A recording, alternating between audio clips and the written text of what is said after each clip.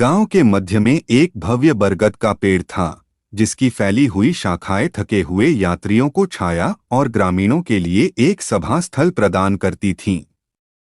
इसकी छतरी के नीचे बुजुर्ग पुरानी कहानियां साझा करने के लिए इकट्ठा होते थे, जबकि बच्चे खेल खेलते थे और हवा में हंसी गूंजती थी। एक दिन चंदनपुर में एक अजनबी व्यक्ति आया।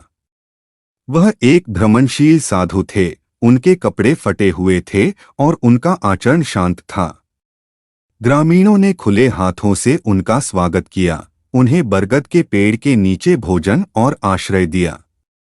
जैसे जैसे दिन बीतते गए, ऋषि चंदनपुर में एक प्रिय व्यक्ति बन गए।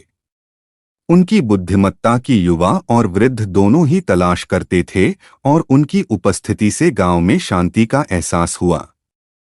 ग्रामीणों के आतिथ्य के बदले में ऋषि उन्हें दूर देशों और प्राचीन शिक्षाओं की कहानियां सुनाते थे, जिससे उनका जीवन ज्ञान और प्रेरणा से समृद्ध हो जाता था। हालांकि जैसे जैसे मौसम बदला और फसल करीब आई, चंदनपुर में सूखा पड़ गया।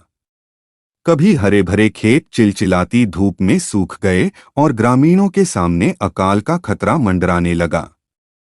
समाधान के लिए बेताब वे मार्गदर्शन के लिए ऋषि के पास गए। अपनी आंखों में करुणा के साथ ऋषि ने ग्रामीणों को अगले दिन सुबह में बरगद के पेड़ पर इकट्ठा होने का निर्देश दिया। जैसे ही भोर की पहली किरण ने आकाश को रोशन किया, ग्रामीण प्राचीन पेड़ के नीचे इकट्ठे हो गए। उनके दिल चिंता से भारी हो गए।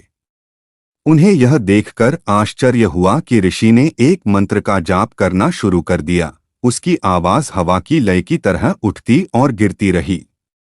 जैसे ही उसने मंत्रोच्चार किया, हल्की बारिश होने लगी, जिससे सूखी धरती जल गई और खेतों में नई जान आ गई। इस चमत्कारी घटना को देखकर ग्रामीणों के चेहरे से खुशी के आंसू छलक पड़े। उस दिन से चंदनपुर का बरगद का पेड़ जीवन के पेड़ के रूप में जाना जाने लगा, जो ग्रामीणों के लिए आशा और लचीलेपन का प्रतीक है।